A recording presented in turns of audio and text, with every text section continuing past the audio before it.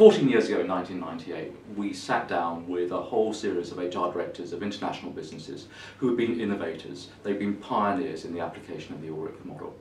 And the question we posed to them at that time was, where will HR be in 10 years' time?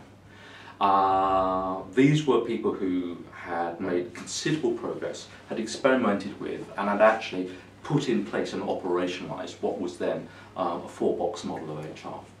And the universal issues that emerged were one of concern rather than great optimism about where things were taking, even though the new model was actually starting to work well.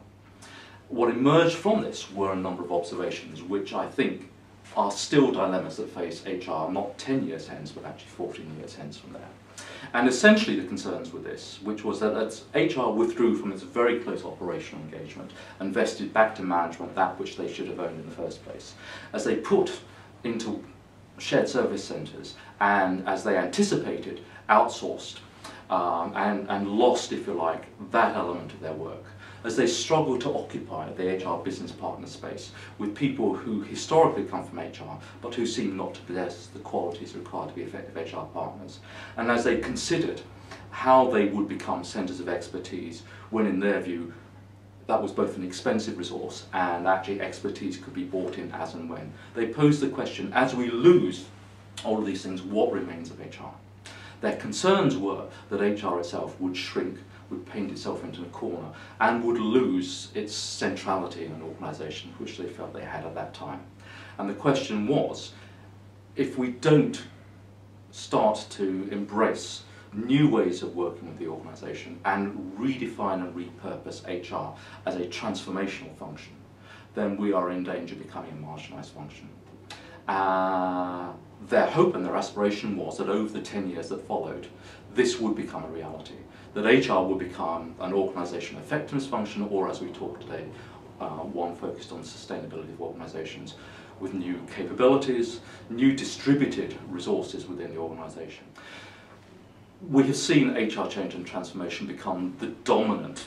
theme in so many organisations at the moment, driven both by economic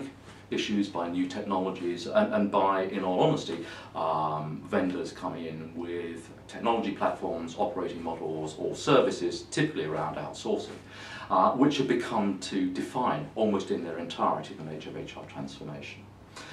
The fundamental issues that we feel make change and transformation truly effective are those which address the issue once we have been through the restructuring, once we're doing what we've always done better and more efficiently or at a lower cost. What do we do with the retained organisation? And fundamentally, how do we use that as an opportunity to reposition the HR brand?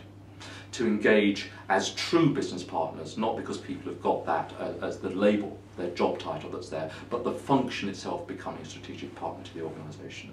And that the process by which you become that is not just about efficiently managing both vendors and the project management and programme management of change, but to engage your own people within HR in this process, to bring them forwards and to invest effectively in the shift in capability, attitude and behaviour, which means that the value that is given to the organisation through collaborating with the business around identifying the real issues that need to be worked on, doing an effective diagnosis to really understand what the root causes are, collaboratively engaging in the solutioning process there, implementing it while both parties, the organisation and HR, coming together to bring the best of their resources to a resolution which is both practical, pragmatic, and is a legacy solution, such that then HR then moves away, having worked through the value chain from needs, which might be emergent or quite concrete, to their resolution, and then returning time and time again to that practical, very business-orientated engagement with the business, mimicking, if you like, or mirroring the very best practices that we actually see in the professional services firm, whose whole operations, whose whole value chain, and whose whole ways of delivering their services has been honed to achieve exactly those same results, driven by, if you like, the commercial realities that are there,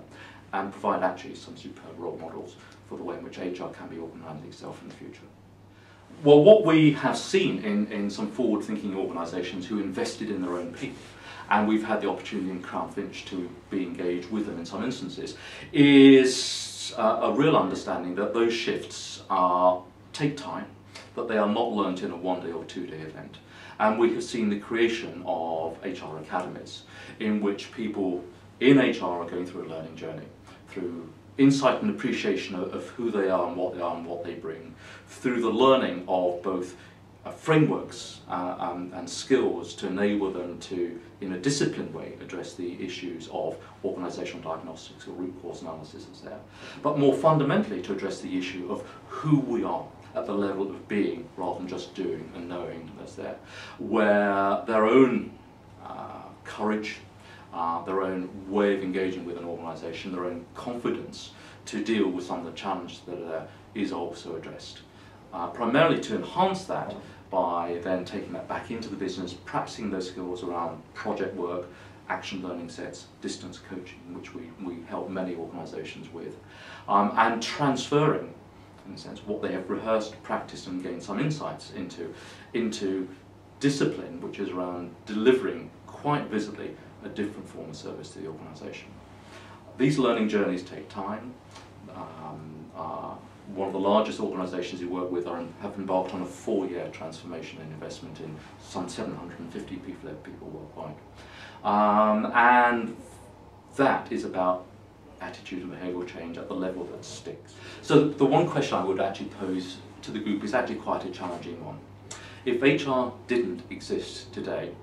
how would you reinvent it?